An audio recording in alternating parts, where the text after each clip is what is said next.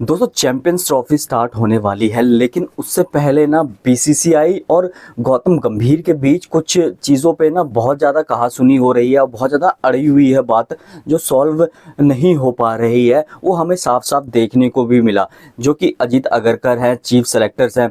तो उनका ये मानना था कि ऋषभ पंत फर्स्ट प्रायोरिटी है विकेट कीपर बल्लेबाज के तौर पे, और गौतम गंभीर केएल राहुल को बैक करते आए हैं। और उन्होंने अभी इंटरव्यू में ये भी कहा है कि केएल राहुल उनकी फर्स्ट प्रायोरिटी है एज अ विकेट कीपर बल्लेबाज। तो ऋषभ पंत की इसीलिए तीनों ओडीआई में उनको एक मैच में भी नहीं खिलाया गया। बाकी आपने जब रोटेशन पॉलिसी करी रखी थी, सभी खिलाड़ियों को मौके दिए थे, तो गौतम गंभीर को, ऋषभ पंत को भी एक ओडीआई में मौका देना चाहिए था। लेकिन एक वो होता है ना, एक शायद डर बैठ गया होगा, अगर ऋषभ पंत ने एक मैच में भी परफॉर्म कर देते, ऋषभ पंत खिलाते तो ऋषभ पंत ही फर्स्ट प्रायोरिटी रखना पड़ता गौतम गंभीर को। तो गौतम गंभीर का इरा में ऐसा ही चलता आया है।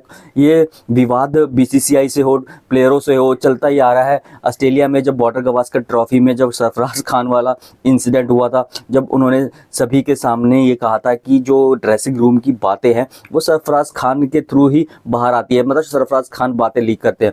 तो वही है ना, गौतम गंभीर के जो ये चल रहा है ना, जब गौतम गंभीर का थोड़ा अलग ही है कि एक तो श्रेयस अय्यर को लेकर भी बातें हुई है, क्योंकि श्रेयस अय्यर ना प्लेइंग 11 में नहीं थे। वो तो विराट कोहली की वजह से श्रेयस अय्यर को मौका मिला खेलने का, और उन्होंने अपना पहले ही मैच में रन बना दिए और अच्छे खासे रन बना दिए, और पूरी सीरीज में मिडल ऑर्डर में सबसे ज़्यादा रन बनाने वाले खिलाड़ी हुए। तो इसी वजह से उन्होंने अपनी जगह पक्की कर ली। लेकिन श्रेयस अय्यर को खिलाने के पक्ष में गौतम गंभीर तो नहीं थे, क्योंकि गौतम गंभीर लेफ्टी राइटी के कॉम्बिनेशन से होते चाहते थे कि ऐसा हो। तभी तो यार पता नहीं क्यों मेरा जो है कि केएल राहुल को काफ़ी ज़्यादा बैक किया जा रहा है, पता नहीं क्यों सेलेक्टर्स के द्वारा। ऋषभ पंत को अगर हम एक ओडीआई में खिला सकते थे, लेकिन अब चैंपियंस ट्रॉफी में 3-4 मैच ही हैं। मेरे को नहीं लगता ऋषभ पंत को चैंपियंस ट्रॉफी में भी प्लेइंग 11 में खेलने का मौका मिलेगा। तो इसी वजह से ना बीसीसीआई, सेलेक्टर्स और मतलब गौतम गंभीर की बिल्कुल भी नहीं बन रही। गौतम गंभीर के कुछ ऐसे ही है। और इंसिडेंट सबसे जो हाल फिलहाल का हर्षित राणा वाला इंसिडेंट हुआ, हर्षित राणा को खिलाने के चक्कर में हर्षित राणा पूरी तीनों ओडीआई खेले, और यहाँ पे अर्शदीप सिंह, मोहम्मद शामी सबको ड्रॉप किया गया, लेकिन हर्षित राणा को ड्रॉप नहीं किया गया।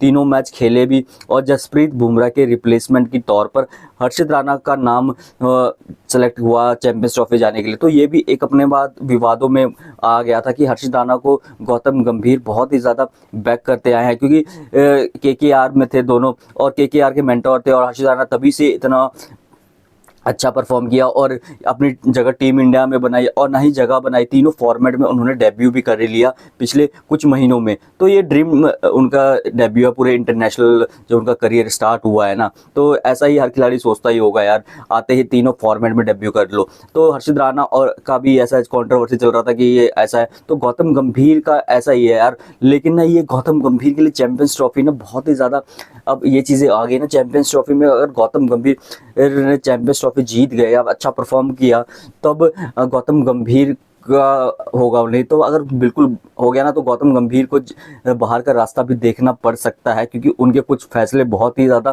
कड़े थे, कुछ फैसले मतलब बीसीसीआई के अगेंस्ट थे, सेलेक्टर्स के अगेंस्ट है। तो वो चीज़ें उनको खामियाजा भी भुगतना पड़ सकता है। तो चैंपियंस ट्रॉफी गौतम गंभीर के लिए बहुत ही प्रेशर वाला टूर्नामेंट है। यहाँ पे किसी भी हाल में उनको जिताना ही पड़ेगा भारत को, और परफॉर्मेंस दिलानी ही पड़ेगी। दोस्तों आपकी क्या राय है? आपको क्या लगता है, क्या ऋषभ पंत या केएल राहुल कौन है परफेक्ट विकेट कीपर बल्लेबाज जो प्लेइंग 11 में सूट करते हैं?